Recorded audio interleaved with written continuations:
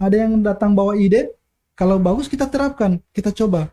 Ada saran, pokoknya kita terbuka dengan siapa saja gitu. Jadi orang mau kritik, jangan bikin begini, terang coba sehingga jadi terbuka, sehingga banyak ilmu yang kami dapatkan, dan ini kita langsung aplikasi. Kalau memang bagus dan cocok dengan petani di sana, mereka langsung coba.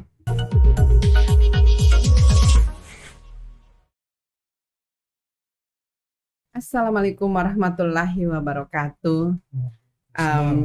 Ya, sebagai seorang podcaster, saya selalu mengundang orang-orang dari berbagai macam unsur. Jadi siapapun dia, yang penting menginspirasi dan juga mau berbagi informasi yang bermanfaat buat banyak orang.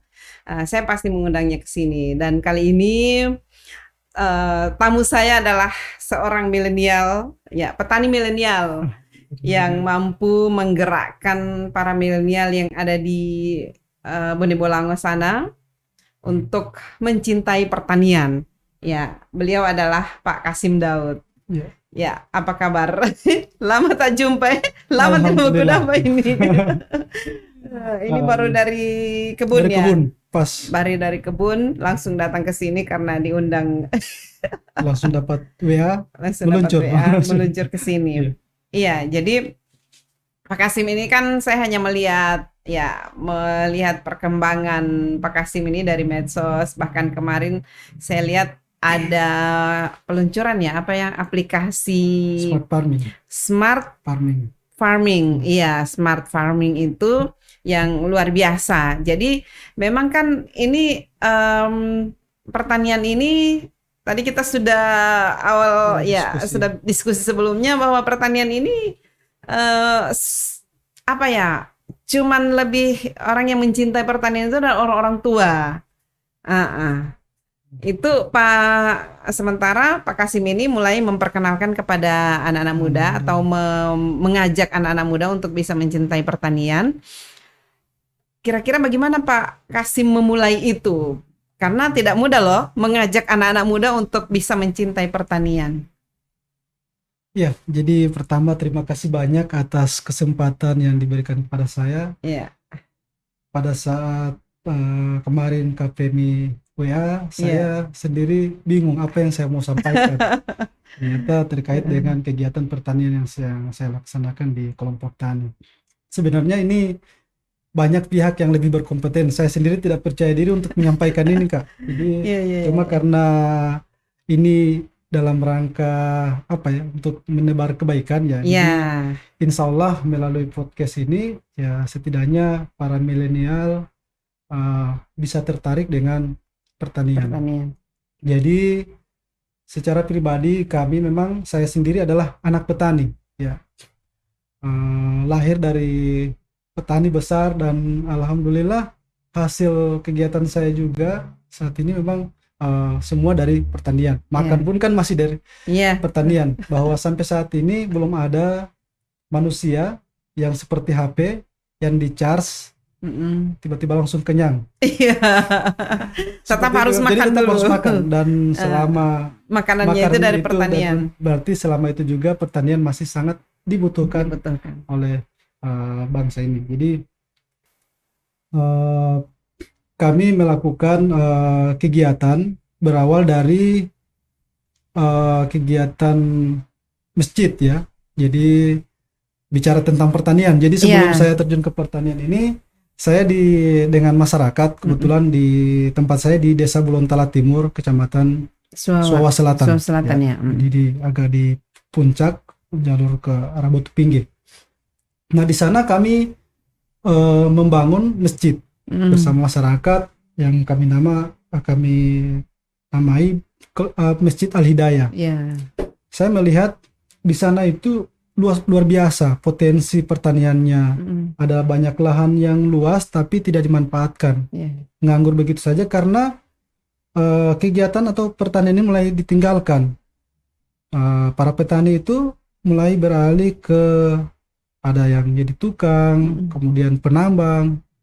Sebenarnya ini bukan salah mereka, tapi memang mereka ingin yang cepat dan menghasilkan. Mungkin Nah, sehingga lahan-lahan di sana banyak yang terbengkalai. Nah, ketika kami dalam proses pembangunan, alhamdulillah masjidnya sudah jadi, saya bersama jamaah itu eh, berdiskusi kira-kira bagaimana Iya. ini lahan di sini coba terang kita Manfaatkan. manfaatkan. Alhamdulillah 2018 waktu itu disambut oleh jamaah ini. Jadi masjid ini bukan hanya sekedar terang sholat, Iya. tapi pemberdayaan Jadi pusat ekonomi. aktivitas Ya, juga aktivitas. untuk pemberdayaan. Nah, dari situ alhamdulillah kami bentuk yang namanya kelompok tani. Apa? Jadi kelompok tani. Iya. Pada saat rembuk kelompok tani ini mau kasih nama apa? Iya. Karena kita bahas di masjid, jadi kasih nama kelompok tani Al-Hidayah saja. gitu. Oh iya, masjidnya memang Iya, Masjid karena- Al-Hidayah. Jadi, Mm. nah orang ketika kita sampaikan kan namanya kelompok tani ini biasanya ada kelompok tani maju bersama, Iya. karya apa itu kan. Nah, ini orang aneh, ini kelompok tani atau majelis taklim? Lama-lama ini jadi pesantren. Iya, insya Allah kedepannya bisa. Amin. Nah, dari situ kita merintis pertanian, alhamdulillah dari kelompok yang 5 orang, kemudian jadi 10, kemudian turun lagi. Mm. Dan ketika kita melakukan berbagai macam kegiatan pertanian dengan menghadirkan inovasi Iya. atau teknologi di dalamnya, pertanian konvensional mereka hanya sistem apa ya? Yang dulu-dulu itu kan bajaknya pakai Iya, sapi, pakai, kemudian kita Pajeko ya? iya, Mm. artinya apa ya? Pertanian itu masih Konvensional. konvensional. Ah. Jadi kita coba hadirkan dengan menggunakan teknologi misalnya sekarang kan ada dikenal dengan plastik mulsa, membuat bedengan. Iya. Tadinya kan tidak ada seperti itu di sana. Nah, Oh, saya di sana, coba apa ya, memperlihatkan gambar-gambar atau Jadi foto tidak perlu harus dibajak lagi toh.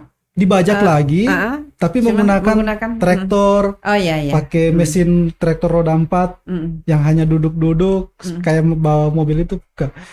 Jadi apa ya, teknologi kemudian mesin pertanian kita hadirkan, ternyata yang tadinya mengolah lahan butuh waktu yang lama dengan alat-alat Al-Sintan ini, alat mesin pertanian ini hanya butuh waktu 1 hari selesai. Biasanya kalau pakai bajak Biasanya itu kan berapa kali? bolak-balik. Iya, bolak-balik. Nah, ini kan kalau pakai traktor roda 4 ini kan cepat ya. Oh. Nah, ini jadi sesuatu yang luar Baru. biasa sehingga meningkatkan semangat para petani. Alhamdulillah dengan teknologi yang kami perkenalkan kepada petani melalui dibantu oleh teman-teman penyuluh ya. Jadi saya tidak sendiri, saya juga kan basicnya bukan orang pertanian, Iya. bukan sarjana pertanian. Disiplin ilmunya apa? Saya di UNG fisika, tapi tidak tuntas, tidak selesai waktu itu. Saya satunya fisika. Saya satu fisika tapi tidak selesai, sehingga banting setir berusaha. Jadi lanjut pertanian tadi, alhamdulillah mulai minat orang tua atau petani itu mulai tumbuh. Karena lahan-lahan di sekitaran masjid itu mulai dimanfaatkan. Nah, gitu. Itu lahan-lahannya mereka. Lahan ada yang lahan pinjam, ada yang lahan sendiri. Jadi tuh dari kelompok ini kan kita buat, sehingga ada satu lahan yang memang kita khususkan untuk belajar. Pas ada yang di bawah masjid itu yang memang kita di situ ada inovasi apa yang kita termasuk salah satunya itu digital farming. Kita coba tawarkan di sini. Sehingga ini jadi tempat belajar kelompok. Hasil dari sini bisa dibawa, oh ini bagus loh. Karena misalnya kita sekarang di sana itu menanam cabai rawit atau rica yang sekarang lagi mahal. Nah, kita tanam rica dengan tadinya orang menanam itu, rica itu biasanya orang tanam di gunung, di daerah miring atau sehingga merusak lereng hutan. Ini kan masalah sekarang lagi banjir. Nah, padahal lahan di bawah ini masih luas. Cuma kan masyarakat tidak tahu bagaimana cara menanam rica di lahan itu, waktu itu yang di kelompok tani ini. Sehingga kita coba, alhamdulillah berhasil Kak. Waktu itu kita merintis dan luar biasa, dari situ respon petani ternyata bagus. Rica yang kami tanam di bawah itu pas memang hasilnya bagus, kemudian daya tahan tumbuhnya juga lama. Iya, iya. Jadi panennya juga Tapi banyak. sebelumnya kan di kompleks rumah ya, yang di Kabila Kalau di rumah itu hanya sebagai sebagai apa hobi ya, saja, hobi. iya, Jadi mengisi yang waktu. yang saya kembangkan memang di sana. Al Hidayah Nah, memang dari 2018. iya Itu 2018, kelompok taninya ada 2019. berapa banyak itu? Sekarang kurang lebih 20 orang. 20 orang. Ya. Jadi dari awalnya hanya 5 orang, kemudian Iya. 10 orang. Mulai bertambah Iya, bertambah. bertambah. Tapi kan orang-orang belajar di situ banyak. Jadi sekarang alhamdulillah di sana jadi kayak tempat berkumpul, Iya. tempat berkunjung. Jadi saya di sana itu membuat bagaimana ya pertanian itu jadi menarik. Iya. Ini khususnya buat para milenial. Iya, iya. Ya, jadi saya ada 3 isu besar yang saya coba angkat di sana. Yang pertama adalah regenerasi petani. Iya. Ya, jadi kita mungkin bisa membayangkan saat ini. Saya kemana-mana jalan-jalan ketemu dengan petani itu rata-rata Selalu orang tua. usianya kalau orang bilang kolonial 50 atau 60 tahun ke atas. Memang ya saat ini mungkin masih produktif. Ya. Jadi orang mindset orang itu bahwa kalau petani itu ya harus yang umur di Dan atas memang kondisi saat 50-an. ini memang seperti itu. Sehingga saya berpikir ini kalau begini terus, nah bagaimana ke depan? Sementara saya melihat anak-anak muda itu apa ya? Jangankan petani ya, orang tuanya petani tidak mau anaknya jadi petani. Padahal mereka ini sukses, anak-anak ini sukses dari hasil pertanian. Dari hasil pertanian. Sehingga bahkan ada juga sarjana pertanian yang tidak mau terjun ke pertanian. Nah, sehingga saya berpikir ini kalau seperti ini kira-kira akan jadi seperti apa ya? Sementara kalau kayak di Jepang misalnya, anak-anak itu kan dibawa langsung kalau misalnya belajar tentang pertanian, mereka harus langsung praktek di lahan-lahan pertanian. Jadi masalah regenerasi ini di mana-mana saya selalu menyampaikan. Dan ini alhamdulillah saat ini sudah mulai ada teman-teman yang para milenial yang mulai punya visi yang sama, yang memang mereka juga menghadirkan pertanian yang modern. Seperti hidroponik, yang ada teman yang Pak Rudi. Iya, saya pingin ngundang beliau juga luar biasa. Saya selalu kalau ada siswa prakerja saya bawa diskusi dengan beliau. Banyak ya, ada Pak Anang dan sebagainya. Nah ini alhamdulillah kami ketemu di dalam satu wadah kemarin yang sempat namanya KTNA, Kontak Tani Nelayan Andalan. Nah di sini memang saya merasa punya semangat baru lagi karena berkumpul tadinya ada energi baru. Tadinya ketemunya itu kan hanya dengan orang-orang tua. Nah ini ada anak-anak muda ternyata, dan insya Allah dengan seperti ini generasi petani yang selalu kita. Nah untuk bagaimana ya menarik minat anak muda atau milenial untuk bertani. Nah memang butuh ide kreatif karena memang. Dan untuk meyakinkan mereka ini memang butuh harus pendekatannya pendekatan milenial. Pendekatan milenial. Jadi yang kami hadirkan misalnya menggunakan teknologi. Iya, mungkin dengan teknologi itu bisa membuat mereka tertarik. Tidak ya kalau petani itu cuma identik kuno dengan kotor-kotor atau apa begitu. Iya, tapi dengan adanya teknologi, ternyata keren juga jadi petani. Jadi petani itu kemarin kita coba dengan yang smart farm dengan gitu. teman-teman kebetulan ada teman dari salah satu dosen. Saya minta gini, bisa tidak ada alat yang memang bisa menyiram dikontrol menggunakan HP Android. Ternyata bisa. Sudah kita coba. Alhamdulillah beliau punya disiplin ilmu di situ, dia ciptakan alat orang Gorontalo Kak. Jadi beliau itu siapa? Pak Stepan Hulukati. Beliau luar biasa bikin alat kecil. Jadi itu kita nama coba kita lihat. Kalau kita kasih nama dia aplikasi Petani Motota. Apa itu? Motota itu kan smart ya, pintar. Smart Petani Motota. Jadi itu alat penyiraman yang kita hanya. Tapi tidak ada ininya itu singkatan dari apa begitu? Tidak. Hanya sekedar itu. Artinya ini yang penting ini niatnya bagaimana menarik anak muda sehingga kita menyiram ini alat kan terkonek dengan WiFi. Jadi ketika misalnya kita sedang berada di mana tiba-tiba lupa basiram, Jadi kita bisa tinggal dikontrol dari situ. langsung on kan di sana menyala pompa airnya secara Itu sudah otomatis. berapa lokasi yang ada aplikasi begitu? Baru di Kalau sekarang Al-Hidayah? baru Baru itu kan Al-Hidayah? baru kemarin sebenarnya cuma uji coba tes coba. alhamdulillah ternyata Sukses. bagus. Cuma kan memang ini alatnya masih artinya terus kami kembangkan. Yang kedua juga ada alat yang kemarin kita dapatkan kerjasama dengan BI Bank Indonesia, itu alat bagaimana kita mendeteksi unsur hara tanah menggunakan HP. Jadi kita tahu ini tanah subur atau tidak menggunakan bisa lihat HP. dari situ, Iya. Jadi ada aplikasi yang coba kita. Ini Stefan saya juga itu kan yang bikin?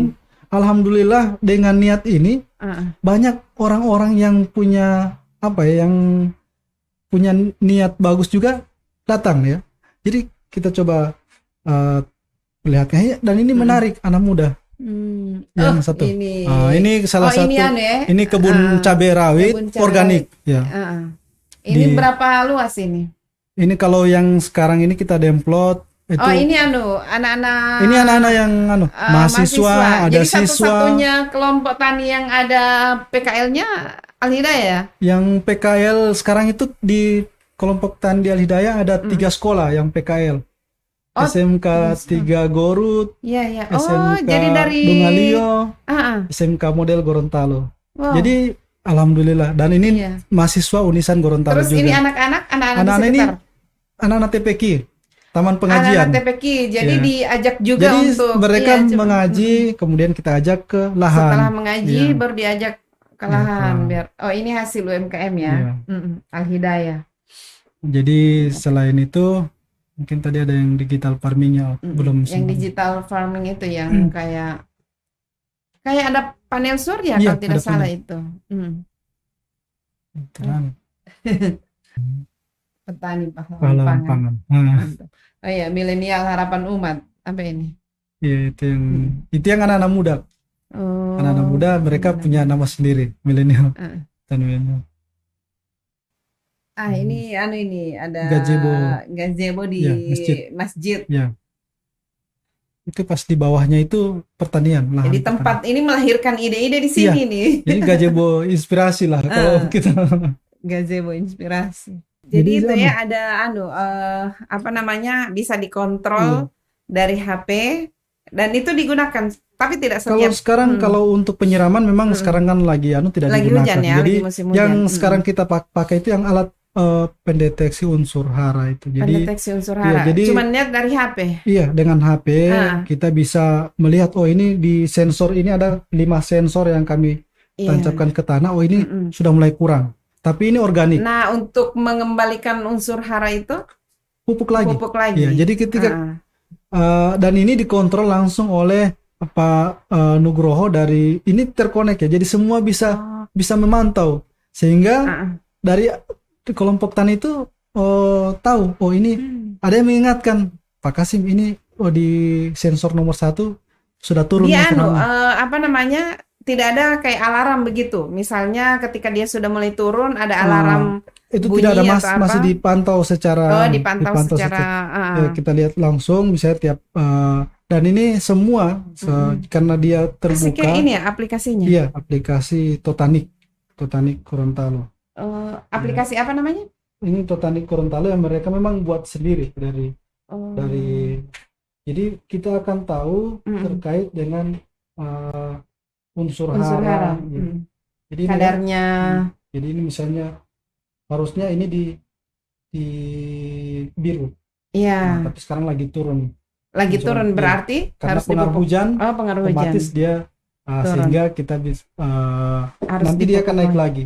Misalnya besok atau misalnya kapan jadwal jadwal pupuknya kapan, pas dipupuk langsung naik. Dan ini kan diserap sama tanaman, jadi turun. Jadi karena hujan. Nah, yang melakukan ini memupuk apa semua ini yang kelompok tani itu sendiri. Kalau sekarang kan ada teman-teman remaja muda, ada PKL, ada petani milenial. Anak-anak remaja masjid juga ikut di situ. Remaja masjid yang terlibat langsung dengan teman-teman PKL ini yang ini kan salah satu demplot digital farming dan pertanian organik. Kalau tidak salah tadi Pak Kasim bilang ada yang 3 isu besar itu. Jadi yang pertama tentang milenial, Milenial, regenerasi. Regenerasi ini kan kita bagaimana supaya para milenial itu tertarik dengan pertanian. Ya. Nah, yang kedua adalah tentang pertanian organik. Nah, pertanian organik ini kan ini kaitannya sudah dengan harus kembali ke organik ini. masalah kesehatan, masalah keamanan pangan.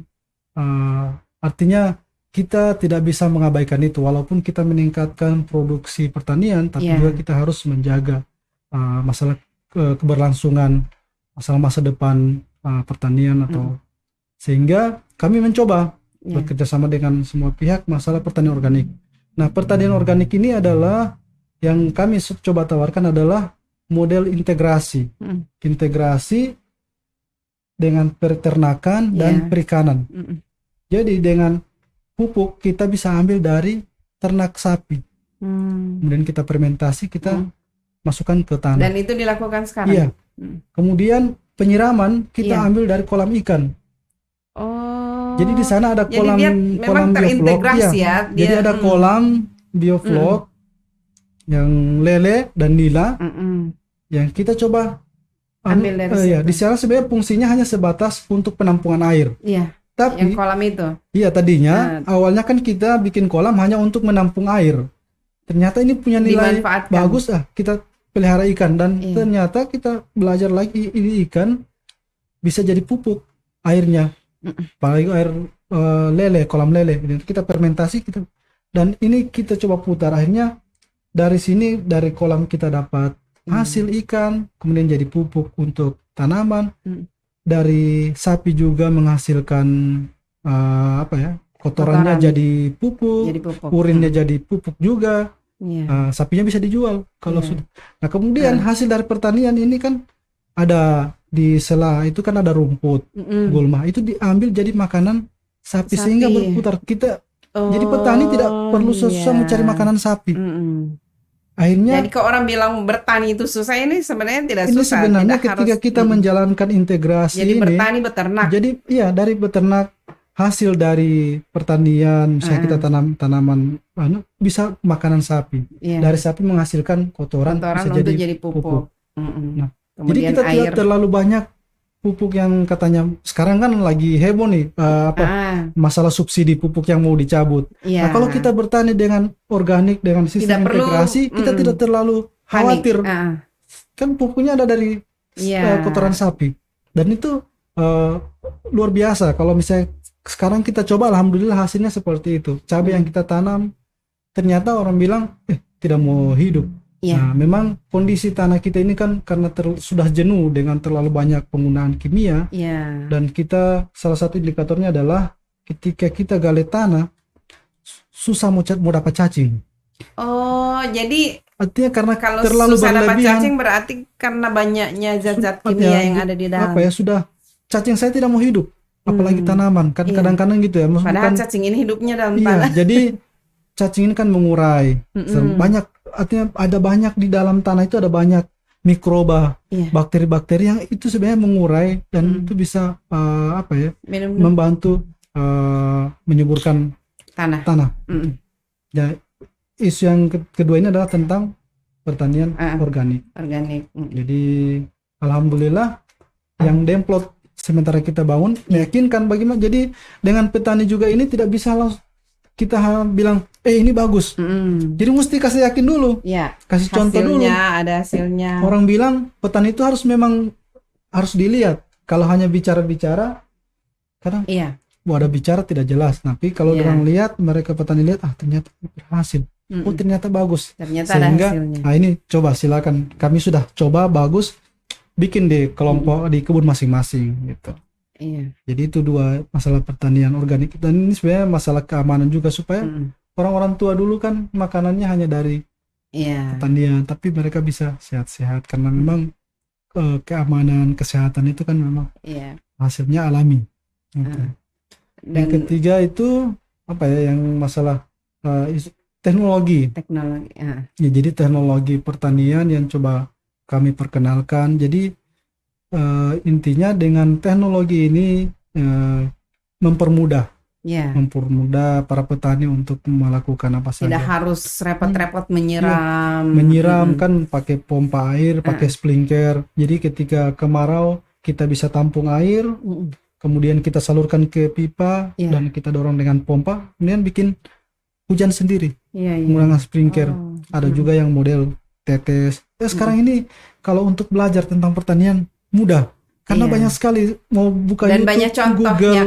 Iya, saya juga begitu Kak. Waktu mau membawa ide-ide tentang pertanian ke sana, inovasi itu saya belajar dulu. Saya coba cari tahu, saya kemana-mana bertanya. Kemudian bahkan pengalaman saya waktu itu supaya petani-petani ini yakin bahwa menggunakan mulsa ini bagus, saya ajak petani ini ke dulu itu ke Bone Pantai. Karena di sana di Tunas Jaya. Tunas Jaya. Karena di sana sudah lebih di sana dulu. yang lebih dulu. Ya. Ada dengan konsep sistem pertanian seperti itu. Saya ajak petani ini. Saya pernah ke sana itu. Ada 5-6 orang. Saya jalan-jalan ke sana. Belajar di sana. Artinya studi banding lah. Gitu. Nah sampai ke sana mereka lihat, ih ternyata bagus. Nah saya bilang ini yang orang mau backing di. Jadi tomat, rica, ada rica, tomat bawang kita juga di situ. Bawang merah. Kalau cerita bawang merah ini memang agak unik. Iya. Kan orang bilang di Gorontalo ini di mana yang tanam bawang. Dan bawang merah ini kan biasa cuma dari luar Makassar. Nah waktu saya tawarkan, jadi kami dapat bawang merah. Ketika saya tawarkan ke orang tua, mereka bilang, tidak boleh di sini. Tidak Karena cocok. pengalamannya dorang begitu. Tidak cocok dan mereka tidak ada yang mau ambil bibit. Saya ajak ini milenial. Karena mereka kan anak muda ini kan tidak pikir macam-macam. Pokoknya ini contohnya kita buat kita tanam. Alhamdulillah kita coba tanam di beberapa kurang lebih 3 lokasi yang kita coba tanam dan alhamdulillah berhasil. Dari situ orang tua mulai terbuka. Ih, ternyata gagah. Ternyata boleh juga. Boleh. Tahu begitu, terhambat tanam ya istilahnya begitu ya. Jadi alhamdulillah dengan pendekatan seperti itu kita coba-coba mereka, jadi dari sisi inovasinya orang tua mau menerima perubahan-perubahan bahwa pertanian ini tidak boleh hanya model konvensional terus, harus ada misalnya inovasi. Harus inovasi.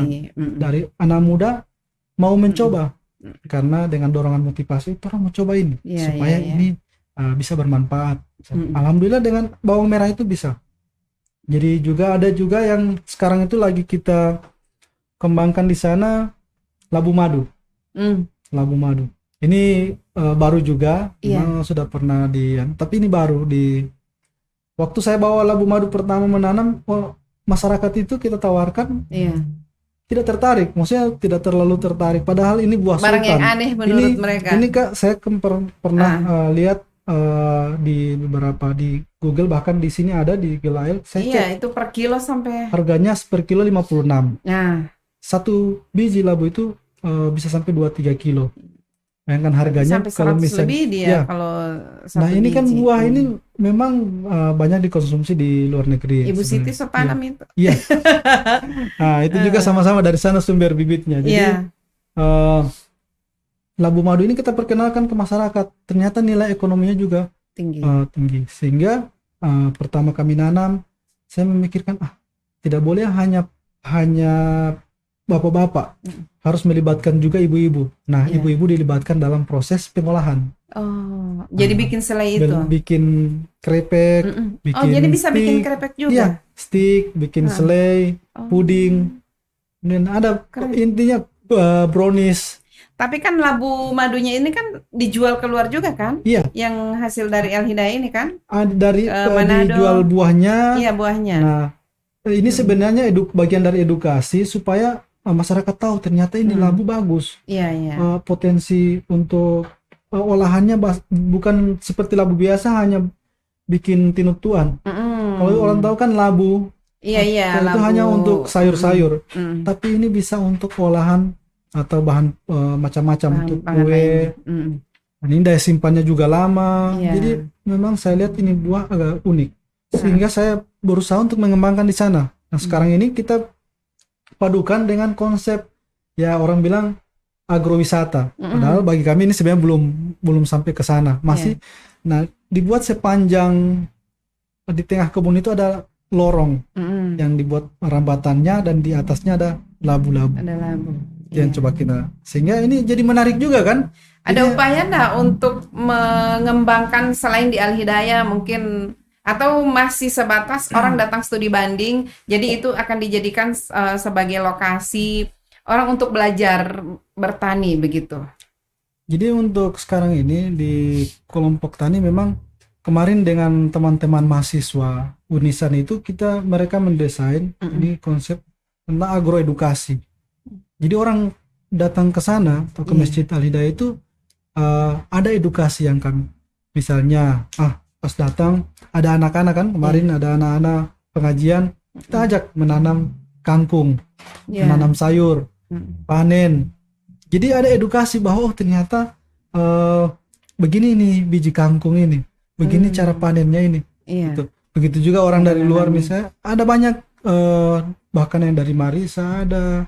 Kalau macam sekarang ini kan yang siswa PKL itu dari 3 lokasi. Iya. SMK Gorut, Iya. kemudian SMK Gorut itu sudah ketiga, angkatan ketiga. SMK Model Gorontalo dan SMK Dungalio. Nah, mereka ini dengan belajar dari Al Hidayah, mereka balik ke lokasi masing-masing, itu mereka Diterapkan di sana. menerapkan. Alhamdulillah sudah, kemarin sudah sempat WA, Kak, saya ada bikin ini. Oh. Mereka langsung dipakai, kan sekarang di desa-desa itu ada program masalah ketahanan pangan. Mereka jadi salah satu Jadi penggerak. mentornya Iya, begitu di sana. di masing-masing desa. Di Gorut itu ada yang seperti itu. Luar biasa. Mereka apa yang mereka dapat di Poktan, di kelompok tani, mereka aplikasikan. Aplikasikan di sana. Dan dari kami itu salah satu oleh-oleh yang kami kasih setelah itu bibit benih. Oh, jadi orang datang itu dikasih bibit, Yang kasih gratis. kalau yang untuk siswa PKL ini, Oh, yang PKL. siswa PKL ini kami kasih cenderamata atau oleh-oleh, mereka pulang bibit. Jadi ini kalian tanam, usahakan ini jadi supaya orang tua tahu bahwa ini kegiatan dan kalian ini datang belajar. iya, dan ini hasilnya, dan orang tua yang memanen hasil yang kalian tanam. Sehingga ada kebanggaan tersendiri, anak saya atau kita punya anak so jago gitu. Terus tahu membuat tanam, sudah tertarik dengan pertanian. Gitu. Alhamdulillah, jadi ya luar biasa 2018 sampai saat ini. Sampai sekarang masih konsisten dan kepercayaan terus berkembang. Iya, kepercayaan masyarakat, kemudian dari pemerintah juga banyak mendukung. Ada bantuan juga dari pemerintah. Kalau bantuan memang saat ini banyak ya support. Insya Allah mudah-mudahan kalau memang rezeki. Iya, supportnya dalam bentuk apa dulu? Kalau cuman support. Iya, kalau waktu kemarin kan kita sempat dapat bantuan yang benih cabai kayak gitu kan. Iya. Nah, untuk saat ini kami mengembangkan tentang konsep pertanian organik ini. Jadi itu yang insya Allah sehingga dari demplot yang kami buat ini atau lokasi pembelajaran ini, kami menyebutnya ini lokasi pembelajaran, sehingga siapapun yang datang di situ kami menyampaikan informasi, oh ini model pertaniannya dan ini silakan siapa saja yang mau belajar datang dan bisa diterapkan, tidak ada ilmu yang kami sembunyikan, ini teknologinya seperti ini, kemudian budidaya seperti ini. Kalau tidak salah kemarin dapat penghargaan. Kalau penghargaan saya kemarin dapat apa ya, petani milenial, saya lupa dari Pemda. Kementerian. Oh, kementerian. Ya, jadi petani teladan. Kementerian ya. Apa? Pertanian. Iya, jadi luar biasa. Waktu itu saya lupa kalau karena memang tidak fokus ke sana kan. Saya memang sebenarnya tujuannya bukan untuk itu. Jadi, ya, betul. Itu dapat penghargaan dari kementerian bahwa petani teladan atau apa tani. Iya. Pak Kasim umurnya berapa sekarang? 35.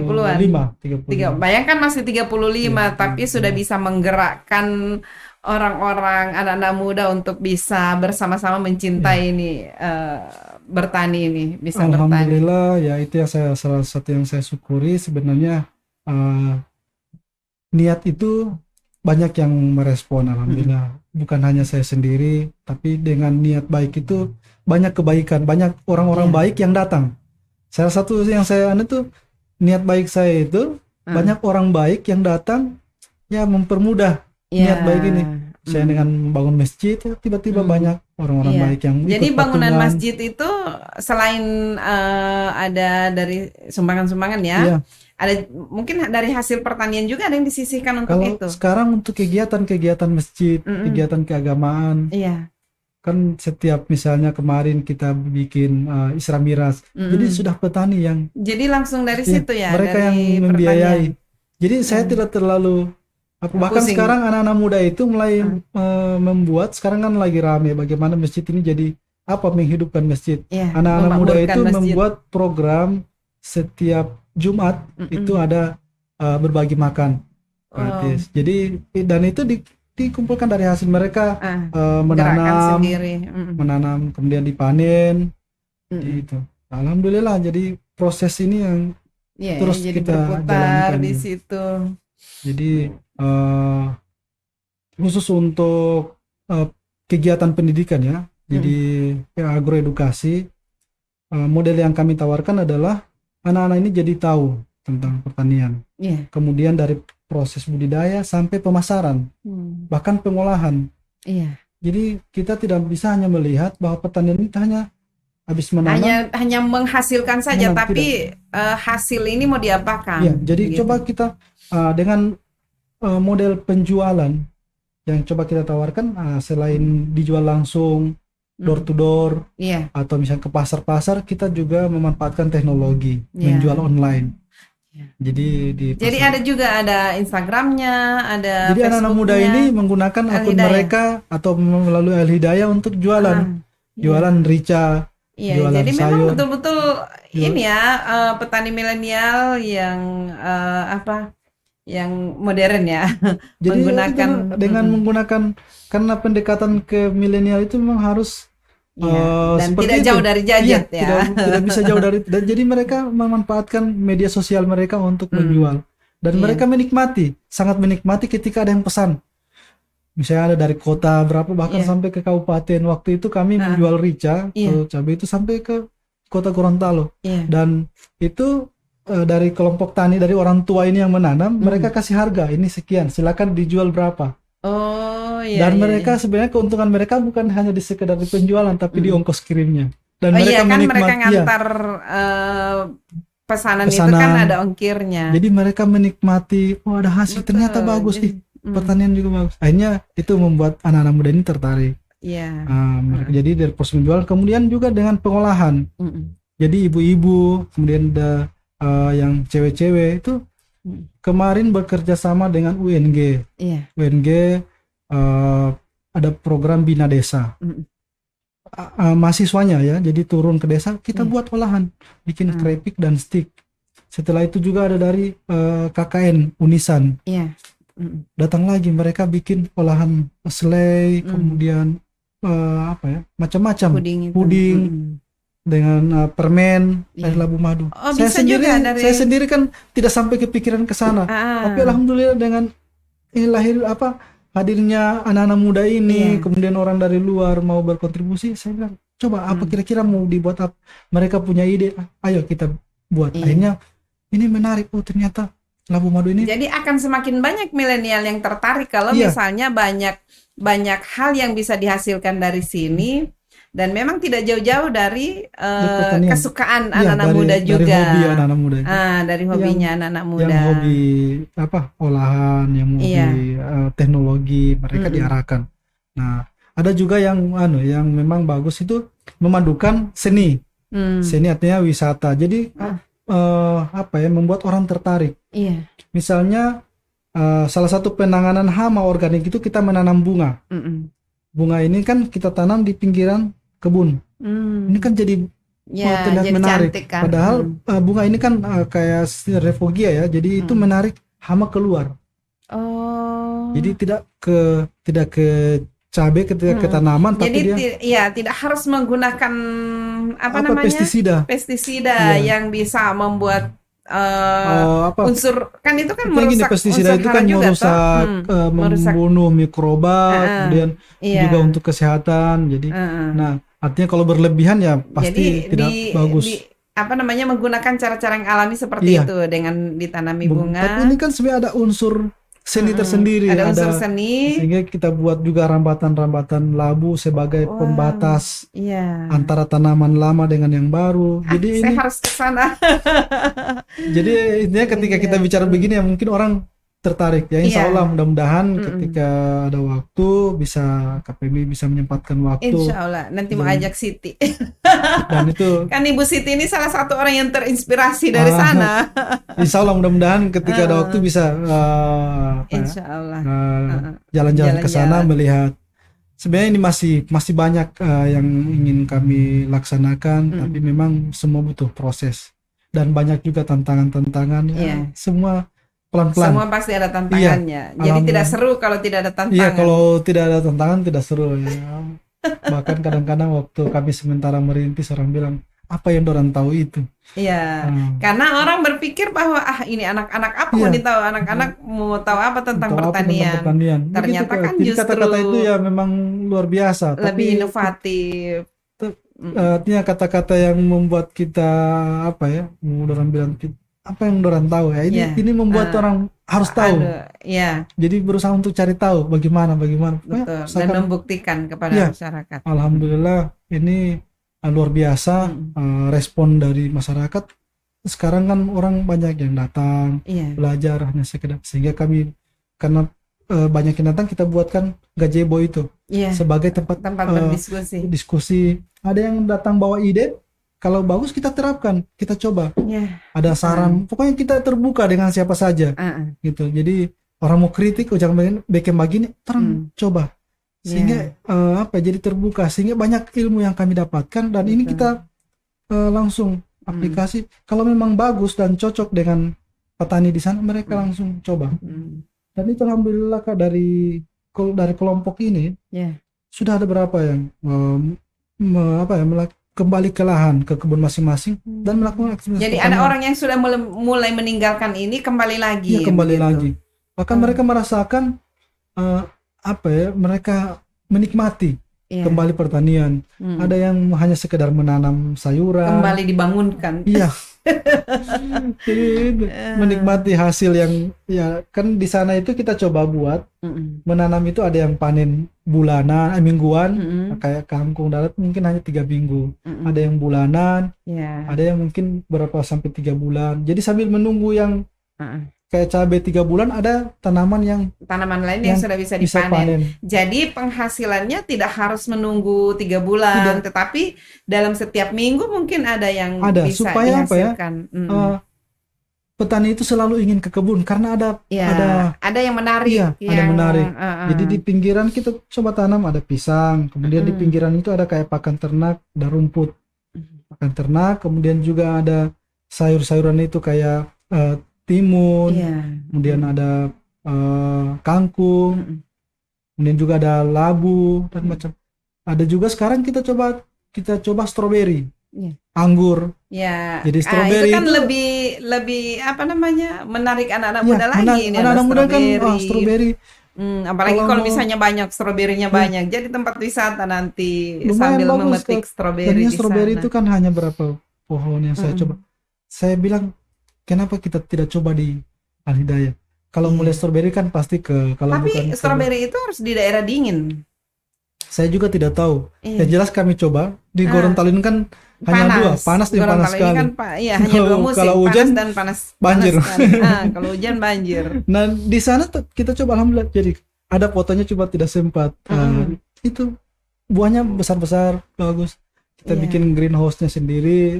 Ada memang khusus stroberi dan bunga-bunga. Kalau misalnya dia bisa berkembang bagus, boleh jadi tempat wisata orang. Kami belum belum bilang ini jadi tempat wisata karena memang masih jauh dari jangan sampai orang ekspektasi wisata itu sudah seperti baru ini sampai di sana. Tapi bagi kami ini hanya sebagai pembelajaran. Kan sudah dimulai, sudah memulai edukasi. Untuk jadi itu. Menghadirkan tanaman-tanaman baru seperti stroberi ini kan hanya menarik.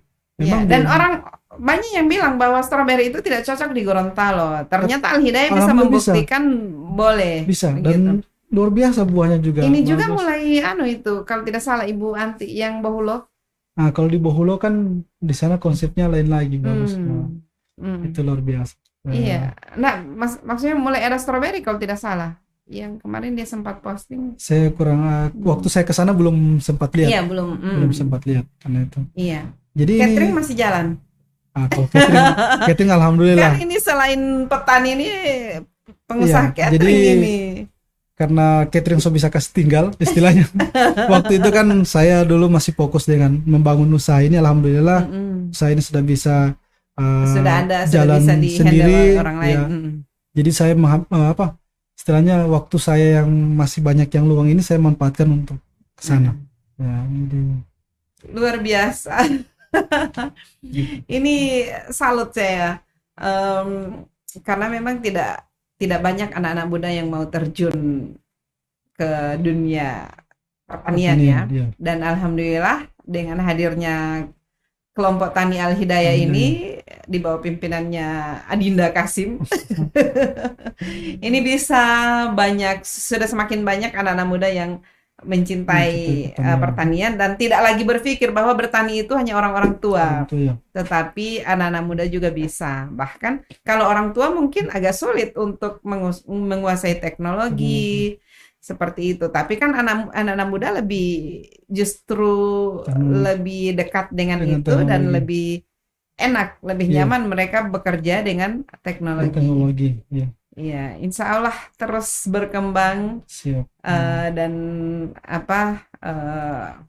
masyarakat di sana, kelompok taninya juga makin makin mahir dalam bertani, makin makmur, sejahtera di sana.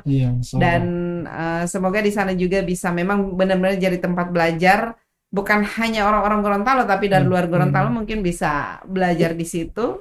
Insya Allah, mudah-mudahan, dan kami juga tidak akan berhenti belajar. Iya, pada intinya tidak bisa jadi tempat belajar, tapi tidak pernah berhenti belajar karena juga. Orang datang ke sana pasti ada juga yang bawa ilmu. Iya.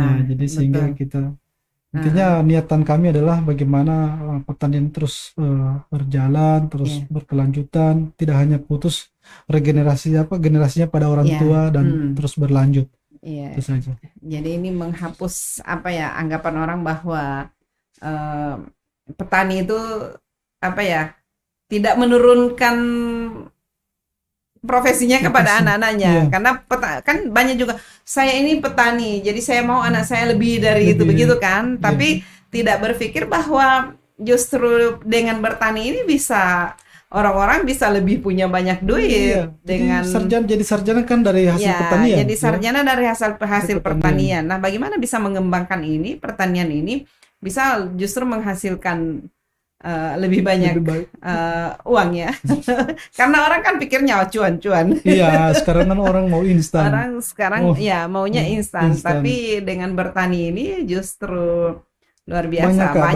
Banyak kalau juga kita yang lihat sukses. banyak contoh-contoh petani di luar sana di Jawa itu yang muda. Di sini juga ada banyak, termasuk salah satunya Pak Rudi. Beliau dengan melon. Pak Rudi itu sangat konsisten juga dengan sistem pertanian hidroponik. Ini kan kemarin kita tadi bicara tentang hidroponik itu sebenarnya lebih menarik lagi buat anak muda. Tidak perlu tidak bermain tanah. Iya. Jadi ini salah satu sistem pertanian yang sebenarnya banyak yang bisa menarik, dan ini harusnya dilirik oleh anak-anak muda. Dan peluang pasarnya besar. Dengan sistem hidroponik ini ya kita tidak terlalu capek mengurus, harus membawa pacul. Ini tidak hanya sekedar menyiapkan media tanamnya, dan kita taruh. Yang penting telaten saja ya.